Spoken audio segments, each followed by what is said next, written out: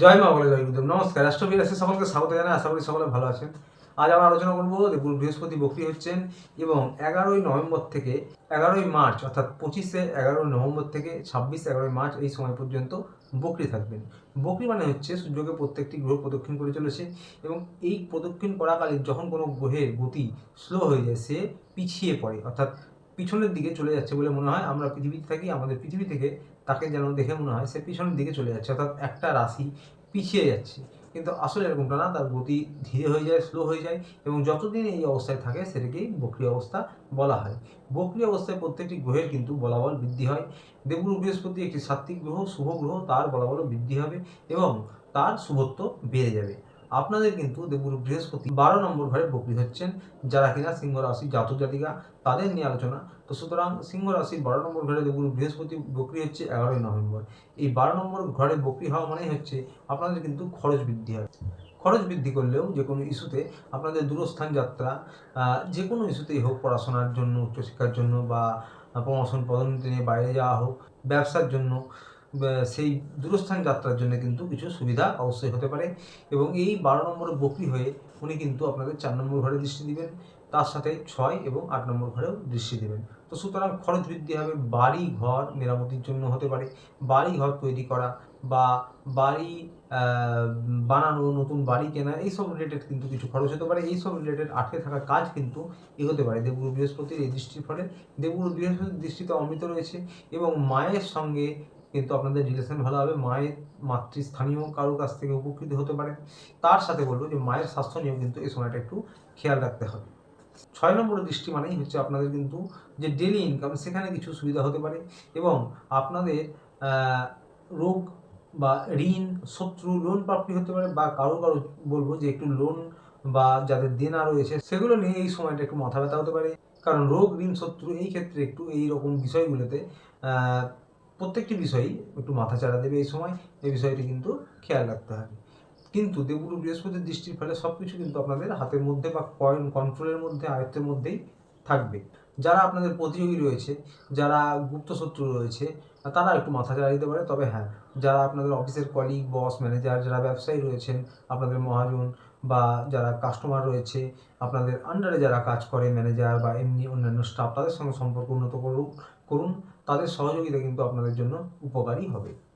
8 নম্বরও দৃষ্টি থাকছে, তো এই সময়টা 8 নম্বর, 12, 6, 8-এর কানেকশন হচ্ছে মানে একটু স্বাস্থ্য নিয়ে সচেতন থাকতে হবে। বাড়ির খাবার যতটা সম্ভব গ্রহণ করার চেষ্টা করুন, বাইরের খাবার বর্জন করুন, ফাস্টফুড থেকে একটু এড়িয়ে চলুন। চোখে জ্বালা করা, দাঁত রিলেটেড, চোখ রিলেটেড কোনো সমস্যা বা হাড়ের কোনো সমস্যা হতে পারে, টুকটাক ব্যথা বেদনা বা হরমোনাল সমস্যা, ওজন বৃদ্ধি হওয়া, হজমের সমস্যা, এগুলো কিন্তু একটু হতে পারে। এই বিষয়গুলি নজরে রাখবেন এবং হঠাৎ অর্থপ্রাপ্তি হতে পারে, হঠাৎ ধনপ্রাপ্তি হতে পারে। 8 নম্বরে দৃষ্টি রয়েছে, তবে হঠাৎ কিন্তু হঠকারী সিদ্ধান্ত নিলে এই সময় একটু লস টসও হওয়ার সম্ভাবনা থাকবে। কিন্তু এই দেবগুরু বৃহস্পতি আপনাদের 12 নম্বর ঘরে 11ই নভেম্বর থেকে 2 ডিসেম্বর পর্যন্ত পুরোপুরি থাকবে। 3 ডিসেম্বর থেকে উনি চলে যাবেন, অর্থাৎ পতিত হয়ে যাবেন এক ঘর পিছনে এবং আপনাদের 11th হাউসে চলে যাবেন। এইখান থেকে কিন্তু আপনাদের সুবিধে হওয়া শুরু। 11th হাউসে যাওয়ার সঙ্গে সঙ্গে দেবগুরু বৃহস্পতি নিজের প্রভাব বৃদ্ধি করেছেন এবং তার সাথে 11th হাউসে কিন্তু সব গ্রহই কিন্তু ভালো ফল দেয়। প্রত্যেকটি ক্ষেত্রে কিন্তু আপনারা সাকসেস পাবেন। চাকরি জীবনে, পড়াশোনার জীবনে, বিদ্যায় এবং আপনাদের পড়াশোনায় উন্নতি, প্রমোশন, পদোন্নতি হতে পারে। ব্যবসার জন্য ভালো হবে, কারণ 11th হাউসে কিন্তু আপনি যা প্রচেষ্টা করবেন, আপনি ব্যক্তি সিংহ রাশির জাতক, সেগুলোতে কিন্তু সফলতা পাবেন, আপনার সাকসেস হবে। দৃষ্টি দেবেন তখন 5 নম্বর হাউসে, 5 নম্বর হাউসে এবং 7 নম্বর হাউসে। আপনার কর্মব্যস্ততা বাড়াবে, কর্মদক্ষতা বাড়াবে, আপনার একটু ছুটোছুটি বেড়ে যাবে, কিন্তু নতুন নতুন আইডিয়া আসবে, নতুন কোনো রাস্তা খুলবে। যারা নতুন করে কিছু শুরু করতে চাইছেন তাদের জন্য সময়টা ভালো থাকবে তখন। এবং 5 নম্বর ঘরে দৃষ্টি দেবে পড়াশোনায়, পরীক্ষার জন্য উন্নতি, বিদ্যায় উন্নতি, উচ্চশিক্ষার ক্ষেত্রে ভালো এবং তার সাথে যারা সন্তান প্রাপ্তির জন্য চেষ্টা করছেন পুরনো সময় ধরে, তাদের কিন্তু এই সময়টা অর্থাৎ 3 ডিসেম্বর থেকে 11ই মার্চ এই সময়টা কিন্তু সফলতা হতে পারে। সন্তানদের নিয়ে যারা চিন্তাভাবনায় রয়েছেন তাদের বলবো যে সন্তানদের কিন্তু কিছু ডেভেলপমেন্ট হতে পারে এই সময়ে। সন্তানরা আপনাদের ভালো কিছু অবশ্যই করতে পারে।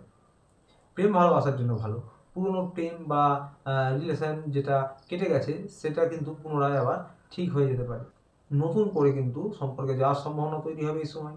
যারা পুরোনো সময় ধরে রিলেশনে রয়েছেন, প্রেম ভালোবাসায় লাভ রিলেশনে আর কি, তাদের কিন্তু বিবাহের দিকে ব্যাপারটা এগোতে পারে, বিবাহ সম্পন্ন হতে পারে অনেকের ক্ষেত্রে। হাজব্যান্ড ওয়াইফদের জন্য এই সময়টা অত্যন্ত ভালো, আপনাদের বন্ডিং ভালো হবে, ধীরে ধীরে আপনাদের সম্পর্ক উন্নত হবে। যাদের সম্পর্ক মোটের ওপর খারাপ চলছিল, এই সময়টা থেকে কিন্তু আপনাদের সেগুলো কিন্তু পুরোপুরি ঠিক হয়ে যাবে এবং আপনারা একে অপরকে সাহায্য করতে পারবেন। আপনারা কিন্তু এই বিবাহিত জীবন ভালো কাটাবেন এই সময়টা এবং নিজেদের সম্পর্ক উন্নত করতে পারবেন। হাজব্যান্ড ওয়াইফ যারা উভয়ে জব করেন তাদের জন্য কিন্তু ভালো কাটবে সময়টা, তাদের কর্মের জায়গাটাও কিন্তু ভালো কাটবে। ক্রয় বিক্রয়ের ক্ষেত্রে ভালো, যারা ব্যবসায়ী রয়েছেন তাদের জন্য এবং পার্টনারশিপ ব্যবসা যারা করেন তাদের জন্য কিন্তু এই সময়টা ভালো যাবে।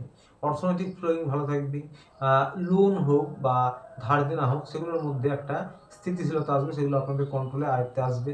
যারা এই সমস্ত সমস্যায় রয়েছেন, রাজনৈতিক ক্ষেত্রের জন্য ভালো, যারা রাজনৈতিক ফিল্ডে রয়েছেন 3 ডিসেম্বর থেকে কিন্তু 11 নভেম্বর পর্যন্ত সময়টা আপনাদেরও ভালো যাবে, সফলতা হবে। শহরের বাইরে, রাজ্যের বাইরে ছোটোখাটো যাত্রার জন্য সময়টা মোটের ওপর অনুকূল থাকবে। তো একদম 11 নভেম্বর থেকে 3 ডিসেম্বর একটু টুকটাক সমস্যা থাকলেও 3 ডিসেম্বর থেকে 11 মার্চ পর্যন্ত এই সময়টা অত্যন্ত ভালো যাবে। তো আজ ছিল এই পর্যন্ত। ভিডিওটি ভালো লাগলে চ্যানেলটিতে অবশ্যই লাইক সাবস্ক্রাইব করে পাশে থাকবেন। দেখা হচ্ছে আবার পরের ভিডিওতে। ততদিন ভালো থাকবেন, সুস্থ থাকবেন।